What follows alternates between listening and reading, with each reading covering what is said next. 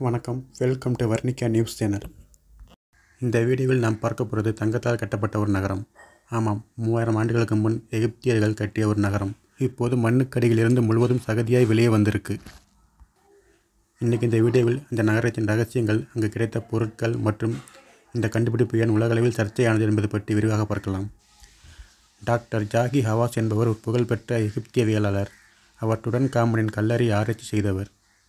2021 Luxor நகரத்தில் ஒரு புதிய கோயில் கட்டுமான திட்டத்திற்காக தோண்டும்போது கீழே மணலில் புதைந்து கிடந்தது சுவர்கள், வீடுகள், தங்க நகைகள்.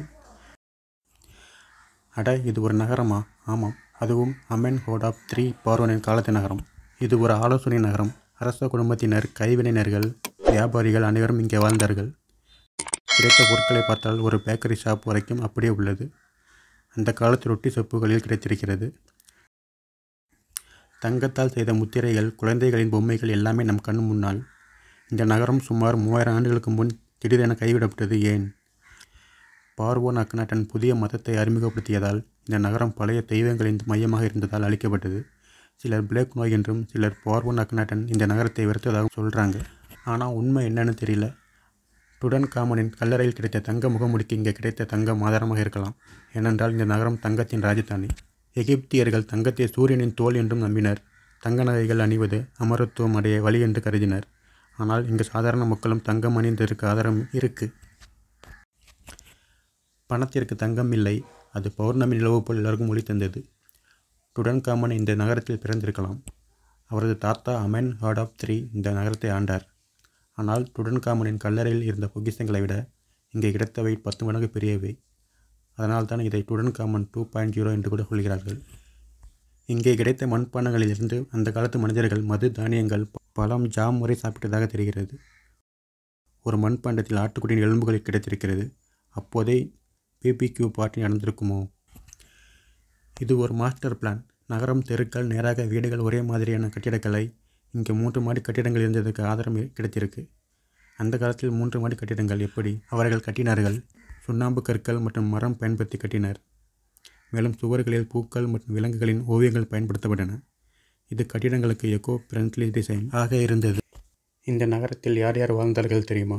பார்வோன்கள் மட்டுமல்ல, சாதாரண மனிதர்கள், ஒரு கைவினைஞர் குடும்பம், ஒரு விவசாயி, ஒரு குழந்தை. அவர்களின் கதைகளை இப்போது பார்க்கலாம்.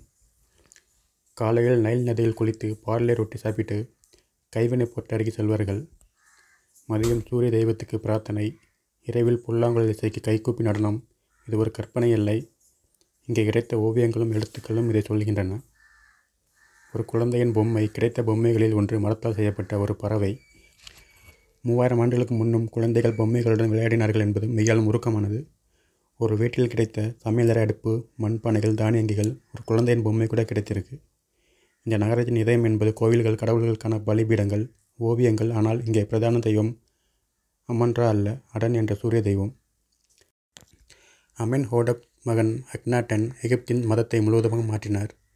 பழைய தெய்வங்களை நிராகரித்து அடன் மட்டுமே என்று சொன்னார். இந்த நகரம் அந்த மத புரட்சியின் முதல் படியாக இருக்கலாம். கோவில் சுவர்களில் சூரிய ஒளி என்ற ஒரு பார்வனின் ஓவியம். அதில் ரகசிய குறியீடுகள் உள்ளது. சிலர் இதை அன்னாட்கி உடன் இணைக்கிறார்கள். உண்மை என்ன என்று தெரியவில்லை. ஆனால் இது அன்சியன் ஏலியன்ஸ் எபிசோட் போல் இருக்கிறதல்லவா?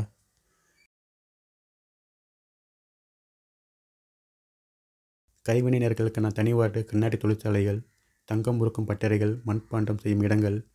ஒரு சுயபூர்ணமான நகரம். இங்கே வாழ்ந்த மக்கள் இப்படி சாப்பிட்டார்கள்.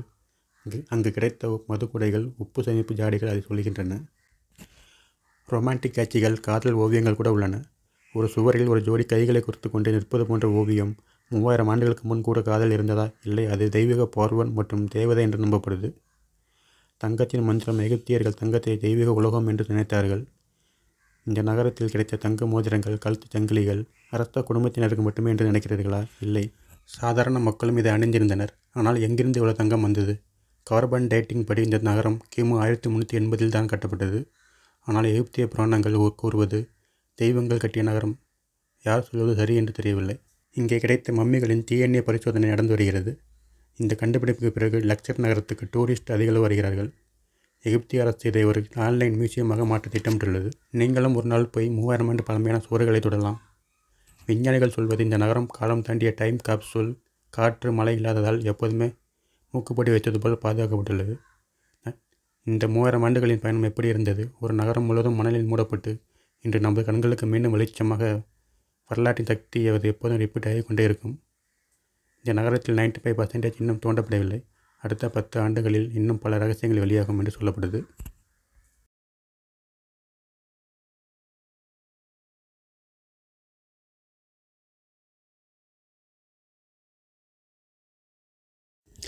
மேலும் இது போன்ற பல்வேறு தகவல்கள் மற்றும் செய்திகளுக்கு வர்ணிகா நியூஸ் சேனல் சப்ஸ்கிரைப் பண்ணுங்கள்.